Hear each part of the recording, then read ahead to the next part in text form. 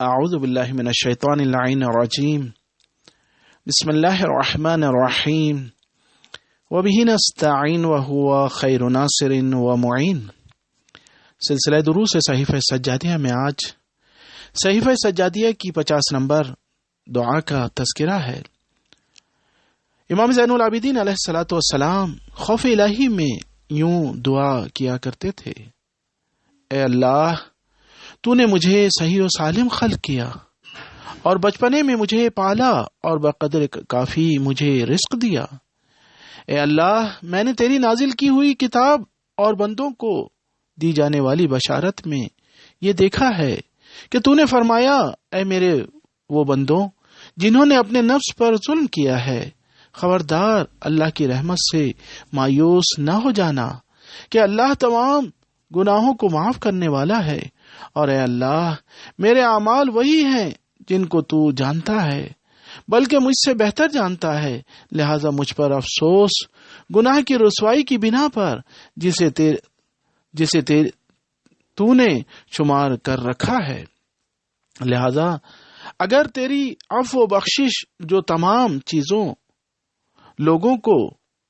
اپنے گھیرے میں لیے ہوئے ہے نہ ہوتی تو میری ہلاکت حتمی تھی، اور اگر کوئی بندہ اپنے پروردگار سے بھاگ سکتا ہوتا تو میں سب سے زیادہ اس فرار کا حقدار تھا، لیکن زمین و آسمان کی کوئی مخفی بات بھی ایسی نہیں ہے جسے تو سامنے لانے والا نہ ہو، اور تو سب کے معاوضے کے لیے بھی کافی ہے۔ اے اللہ، میں اگر بھاگ جاؤں تو تلاش کر لینے والا ہے، اور اگر فرار کروں تو پکڑ لینے والا ہے۔ لہذا اب میں تیرے سامنے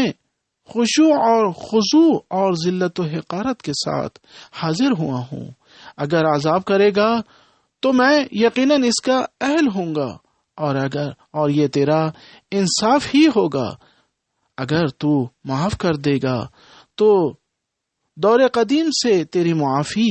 میرے شامل حال رہی ہے، اور تو نے ہمیشہ مجھے عافیت کا لباس پہنایا ہے۔ لہذا میرا تجھ سے سوال ان اسما کے وسیلے سے ہے جنہیں تو نے خزانہ قدرت میں جمع کر رکھا ہے،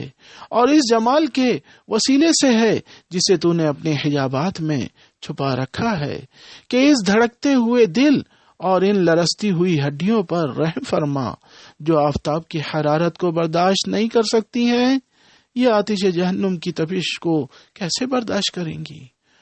اور جو بادل کی گرج کو سن نہیں سکتی ہیں، وہ تیرے غضب کی آواز کو کس طرح سن سکتی ہیں۔ لہذا اے میرے اللہ، مجھ پر رحم فرما،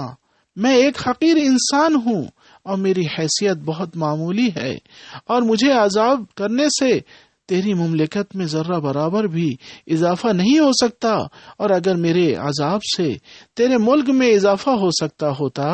تو میں تجھ سے اس کو برداشت کرنے کا سوال کرتا، اور یہ چاہتا کہ یہ کام تیرے حق میں ہے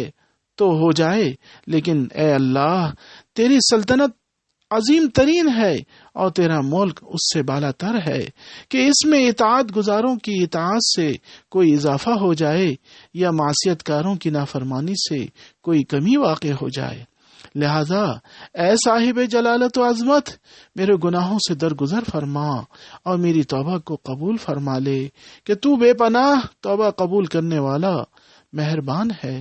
وآخر دعوانا ان الحمد للہ رب العالمین۔